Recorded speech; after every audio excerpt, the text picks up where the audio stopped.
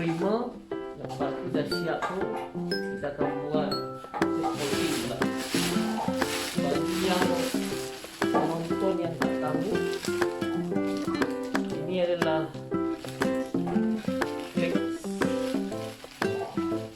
Flakes.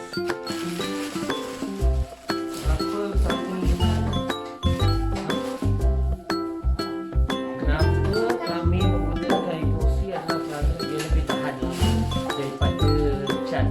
Kalau cat epoxy tu ada kemungkinan dia tenggelam dalam air, dia akan tertanggal juga. Kita akan menggunakan epoxy sebab dia lebih kuat. Satu tong double di dalam 100 lebih, 180, 200 lebih, RM200 untuk satu campuran sebanyak 4 liter. 4 liter bagi epoxy dengan 1 liter dia punya hardener dia. Jadi dah belajar dengan kesilapan tu, kali ni kita buat campuran tu separuh dulu. Separuh dulu sebab dia cepat mengerat. Yang penting kita nak cat dulu kat wall dia tu. Cat. Lepas tu sembur sampai nak dia. Okey. Alright. Bismillah.